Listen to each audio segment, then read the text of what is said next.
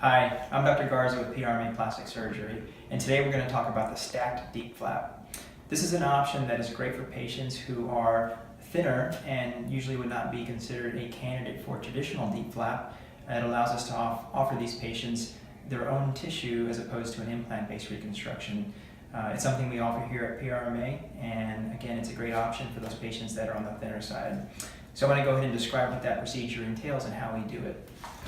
If you look here at my little rudimentary drawing of a patient, the area that we would normally use for the DIEP flap is the same area we would use when we do a tummy tuck. So that tissue that we throw away in the tummy tuck, we preserve that tissue and its blood supply, and we create a breast mound out of it. Now usually patients have a little extra tissue in the tummy area and they have enough tissue to create a breast mound. For our thinner patients, a lot of times this option is not great to use half the abdomen, in which case they are a better candidate if we use the entire abdomen to give enough breast volume. So the way we do that is with the tissue we would use, again, from the lower abdomen, the area that we would remove in the tummy tuck. We dissect out a blood vessel that comes off from the area in the groin. You have one on each side. And we transfer this whole block of tissue up to one side of the breast to create a breast mound.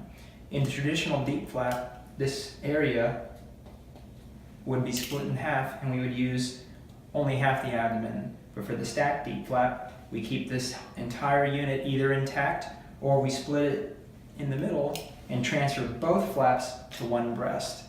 When we transfer to the chest wall, we then connect it to blood vessels in the chest.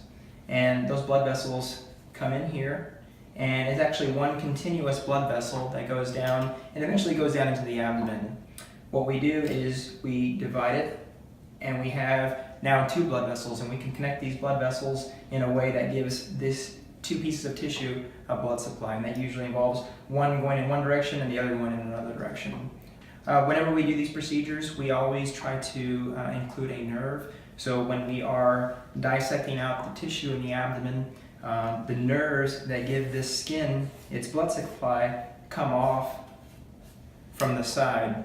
When we're looking at the blood vessel, we always look for a nerve. If we're able to find a nerve, and we usually are, we try to connect it to a nerve in the breast area. We do this to help improve sensation to the flap. So patients who come to us who have had a mastectomy and have had radiation and are going to have a reconstruction using their abdominal tissue, sometimes we're able to help improve sensation in that area by making this new nerve connection. For our thinner patients, again, this is a great option, especially for patients who've had radiation. Traditionally, the approach to a thin patient who needs a reconstruction after radiation, they were limited to having a tissue expander and very likely a latissimus muscle flap. That's the traditional approach. With our extended criteria, we're able to, again, perform this using both sides of the abdomen and still offer these patients a DIEP flap reconstruction, which avoids the issues with implants, and patients able to use their own tissue. It's soft, it's warm, it lasts forever, and again, avoid the complications with implants.